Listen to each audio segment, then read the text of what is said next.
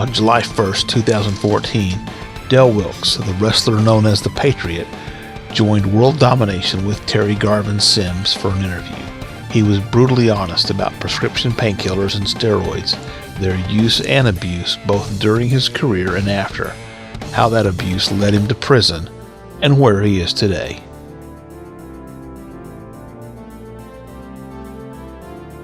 Several years ago, I picked up a USA Today. Boy, lo and behold, there's my old friend Del Wilkes.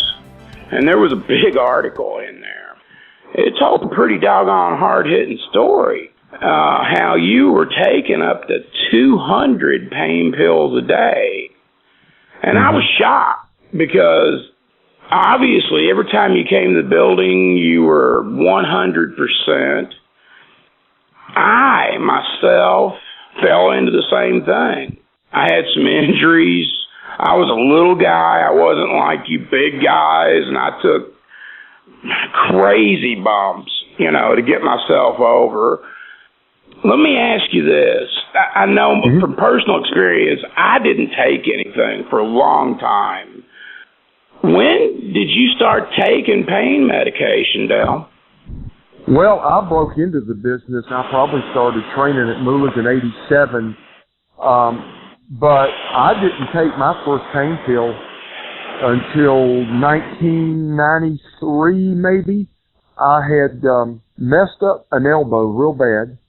And I was having some major problems. And matter of fact, I was in between tours with Baba, and Vince had called me up and wanted me to come out on the road for a couple of weeks. Rick Martel was hurt and wanted me to take Rick's place. And Terry, I had an elbow swollen up like a grapefruit from I'd slipped out of the ring and hit it on the floor. It just blew up on me, and I chipped bones in it. And those 2 weeks I traveled with Henning and John Nord. And I was complaining about my elbow one night in the car after the show. And Kurt said, well, don't you take something before match for it? And take something to help you sleep at night? I said, yeah. I said, I take goody powders. And he mockingly laughed at me. He said, goody powders? He said, are you kidding me? I said, well, yeah. I said, why? I mean, what am I supposed to take? He said, Percocet, Vicodin, Percodan, something like that. And I was really naive to what pain medication would do you. I thought that it would make you groggy, loopy, where you couldn't work, couldn't walk, couldn't see. I said, well, man, how do you work on that stuff? And it was just chilling now that I think back on it. The answer he gave me, he said, how do you work without it? And he gave me, I think, maybe 4 that night. Take a couple before you go to bed. Take a couple before you match tomorrow. And you'll see that you can go out and work. It'll take the pain away. And he was right. And yeah, that was an innocent enough beginning, those two, which years later led to 200 a day. 20, I'd take 20 at a time, 20, 25 at a time at my worst. But that's how it started. Innocent enough, trying to go out and do my job and work and not be hampered by, a hurt elbow. Man, that's chilling to me because it's basically the same thing that I went through. I had a couple of knee surgeries, and I can remember wrestling where my knee was swollen, and they would have doctors come in and drain my knee before I, would go to the ring, and I wouldn't even take anything. I can remember after the first 2 scopes, knee scopes, I didn't take the medication that they gave me. I might have taken 1 the first day, but I didn't take any. And it wasn't until later that I was around the wrestlers, like you said, and I was hurting, and someone said, man, take this. And sure enough, the aches and the pains were gone. I had a great match that night, and it went from 1 or 2 to 5 to, I was taking sometimes 10 at a time, and 20 a day. I understand, man. I do. I'm right there with you. I had to go to rehab. I've got an addictive personality anyway. I'm just that type person, and it's real easy to get into taking something to be able to go out there and perform, which when you think about it, it's really crazy. Well, it is, and I don't want to make it sound like I was some goody two-shoes, because even before I ever took my first pain pill, even though I worked hard and ate right and tried to look as good as I possibly could, as big as I could, as lean as I could, I wouldn't pass up an opportunity to party with the boys and everything that entailed, whether it was alcohol, weed, cocaine. I never passed up the opportunity back at the hotel to do that when you're out on the road. But for some reason, I looked at narcotic medication as a no-no. I thought, I could do this without all that stuff. And, but you're right. It didn't only happen to you and I. I mean, we could literally count hundreds of guys probably that, fell prey to the same thing in that industry, because it does start out innocent enough. This is my job. This is how I feed my family. My mortgage is paid this way. My kids are fed this way. My automobiles are paid for this way. And you realize I can't do it forever, and I've got to do what I've got to do to be able to go. And, the thing that always bothered me is once I started having some very serious injuries and was trying to put off surgeries where I could keep my career going, was, man, if I take time off to have this surgery, I'm going to be out for months. And that old saying would just run through my mind over and over: out of sight, out of mind, out of sight, out of mind, out of sight, out of mind. And if I'm not on TV, if I'm not in front of the people every night, then the next big thing's going to come along, or somebody else is going to get that push, and I may never be able to recapture where I'm at. So if this is what I got to do, I got to do it, and, I'll deal with the consequences later. But like you said, it's a crazy way of thinking. Yeah, absolutely. Did you go to any rehabs or anything? I did, but not till after my career was over. I had got to the point, I had blown my knee out in Japan, and had to wear a brace. I mean, I literally couldn't have even ran the ropes without the brace. The brace allowed me to do that, so I didn't have to have surgery.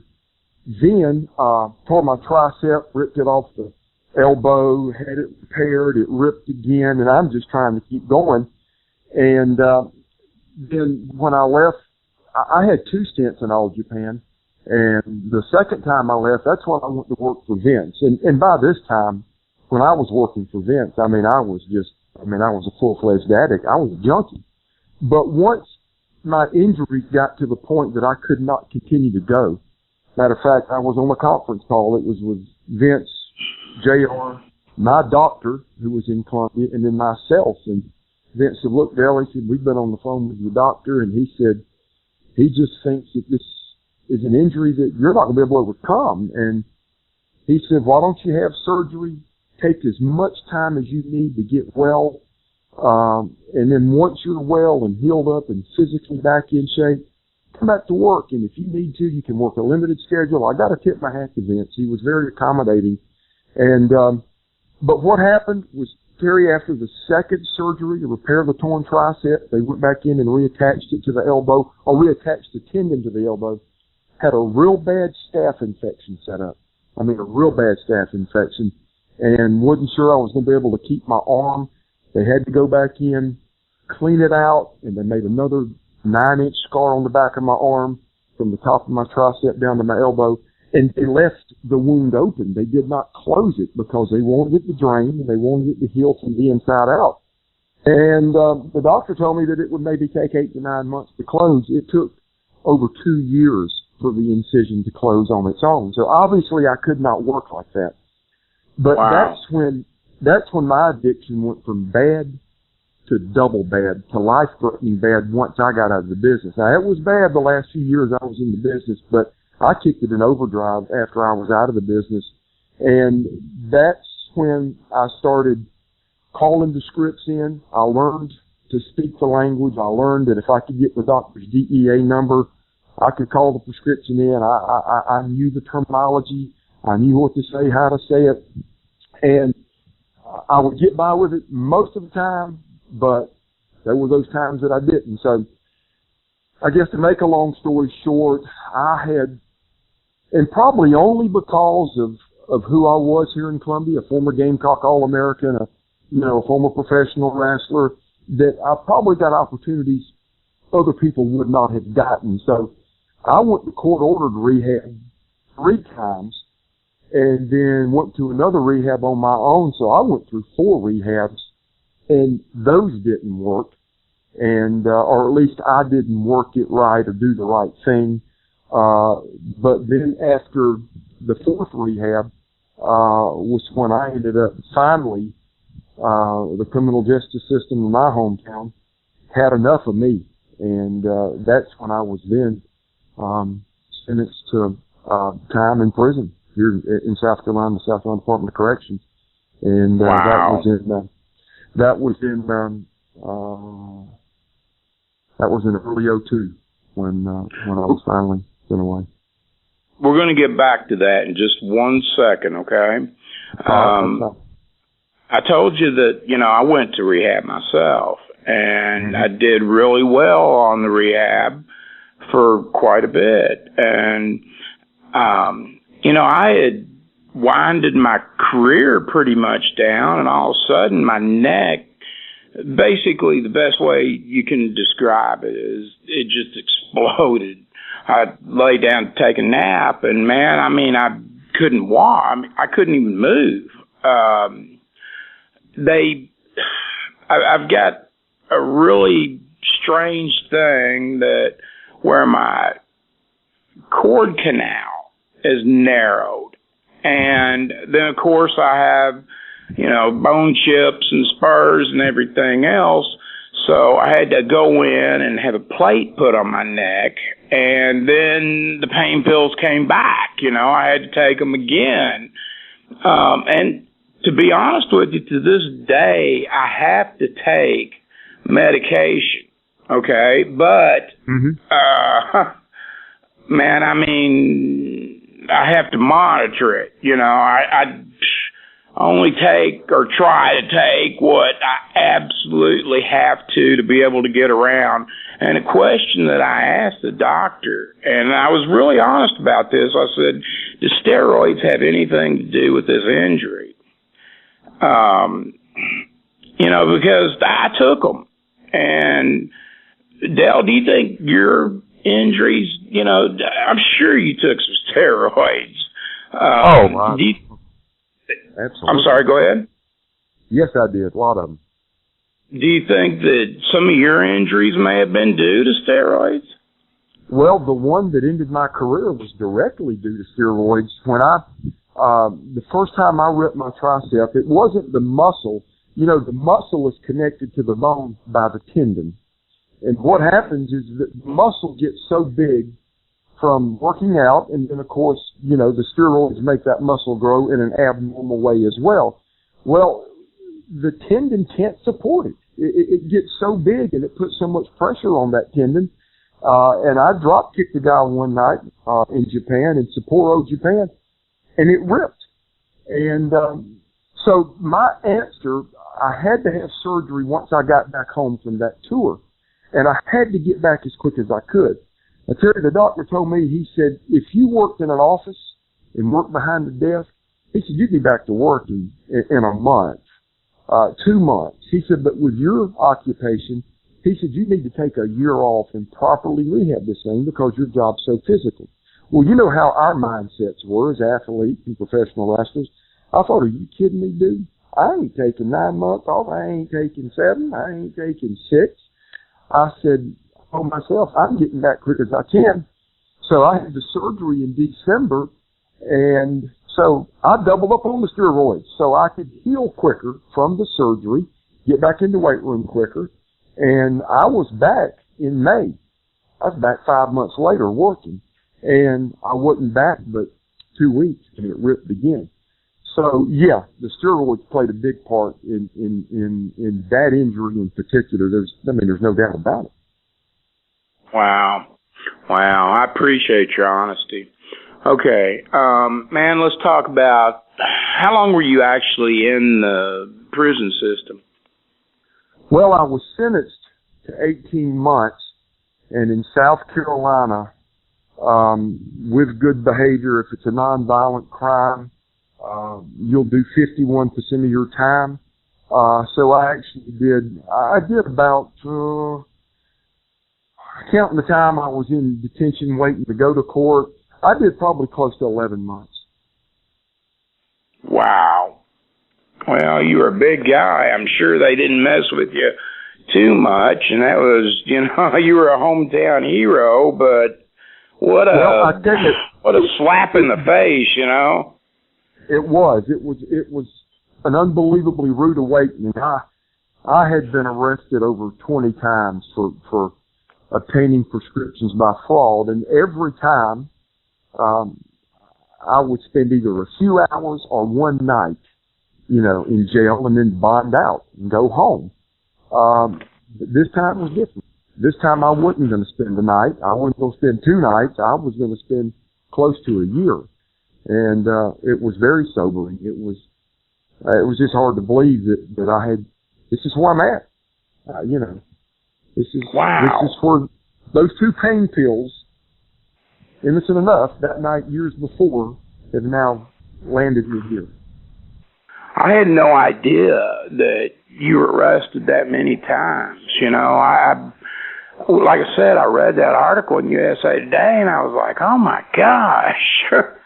You know, I knew what I'd gone through and what a struggle it had been. And, you know, I admire you for the way that you've turned things around, Del. Is when you went to jail, okay, when you went to prison, is that when you said enough's enough and I'm going to turn my life around? And, you know, that what woke you up? Is that rock bottom for you? It was. And my rock bottom prior to going to prison just kept changing. It just kept getting lower. I would think, well, this is rock bottom. Well, no, 3 weeks later I was lower, and, you know, the rock bottom, there was just never a rock bottom, but that was.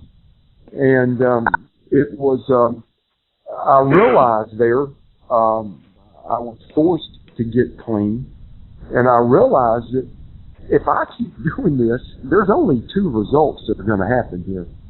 I'm going to be back here time and time again, or I'm going to end up dead. And I remember, and this is, I know it's hard for a parent to say this, but I've got a godly mama. I've got a best Christian I've ever known is my mom. And I remember my mom telling me one day, she said, I wear my knees out praying that you'll end up in prison.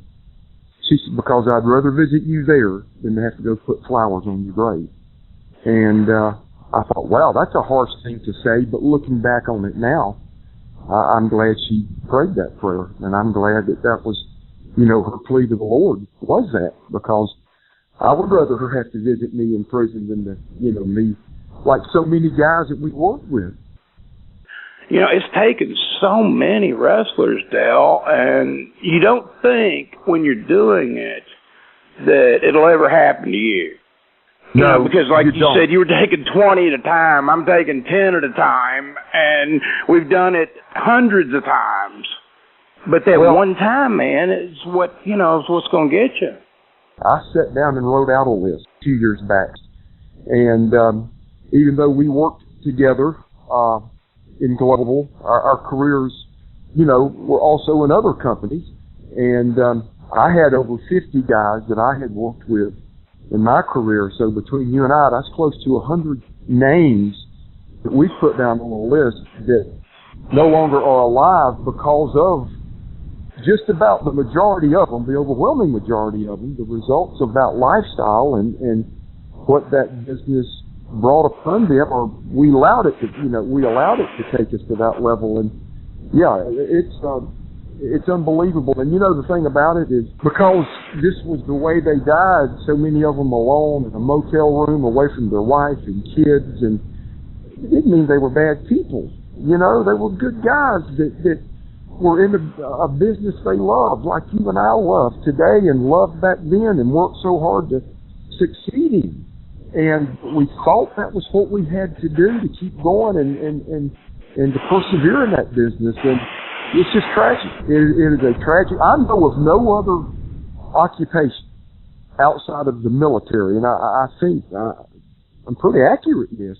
I mean, there's not that many guys that played NFL football that have died over the last 15 years. The majority of them never made it out of their 40s. boxing or any other form of work. It's just tragic, man, that so many of our buddies ended up that way. Yeah, it is. And, I've thought about it a lot of times, what the reasons for it are. Of course, the lifestyle, and it's easy to fall into because you're traveling so much, and you're away from loved ones. But a lot of times, guys do this at a very young age. And now, not in your case. I mean, you have a degree, a college degree, but they don't have the education of, making a living at other things, and they get into this wrestling, and you make some money pretty quick. Back in our days, you could make some money pretty quick because there's a lot of territories, and, that's when you not only, you've got a lot of girls that are flaunting for you, the parties are every night, or, pretty much, depending on where you are and how far away from home you are.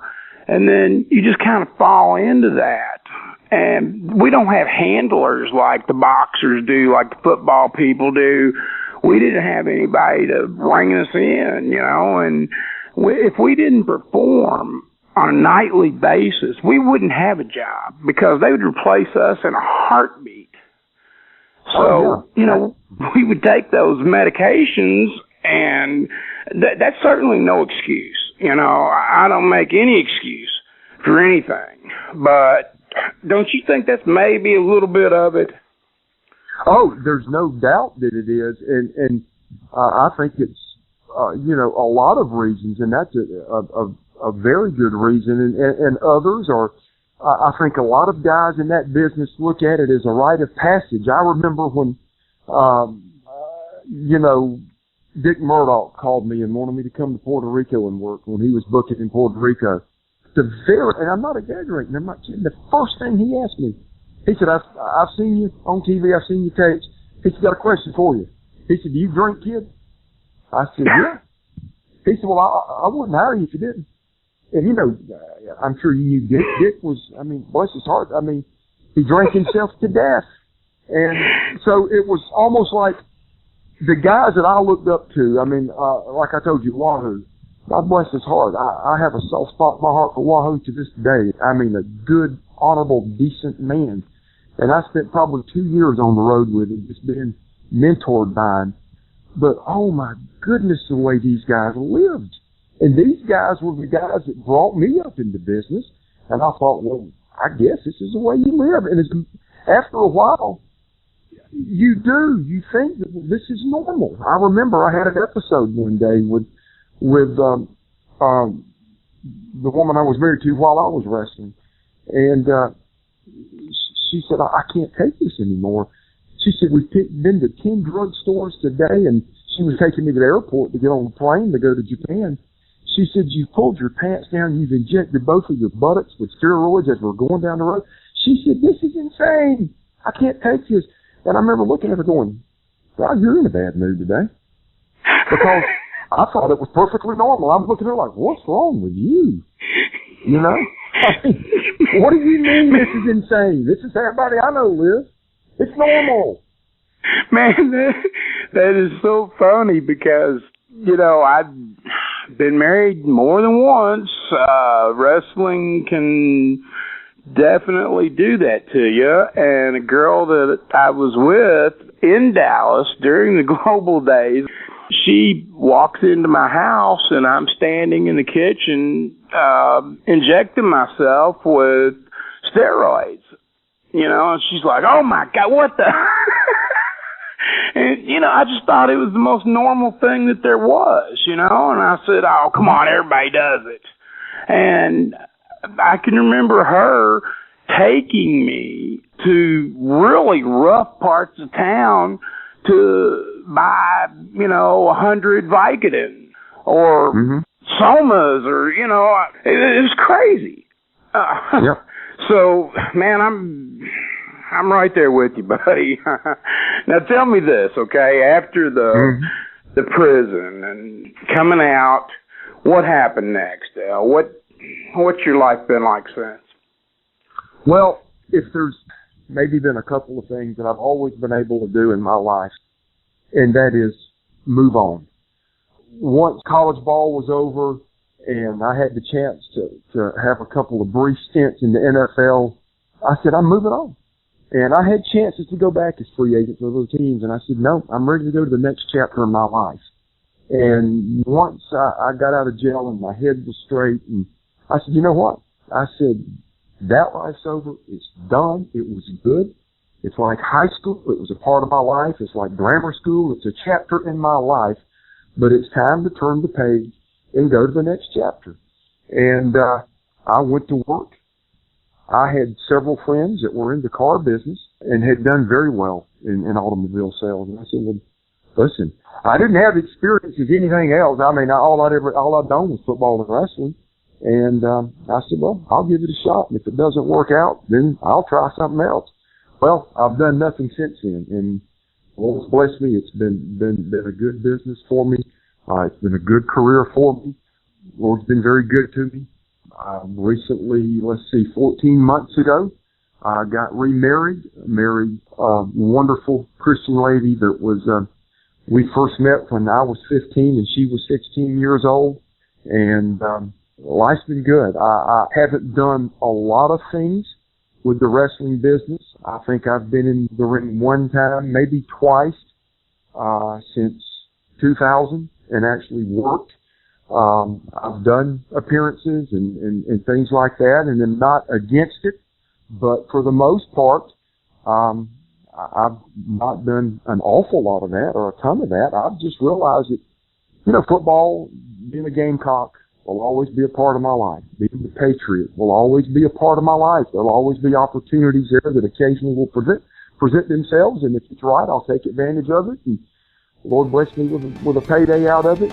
But for the most part, my life has been about moving on and just going to the next chapter.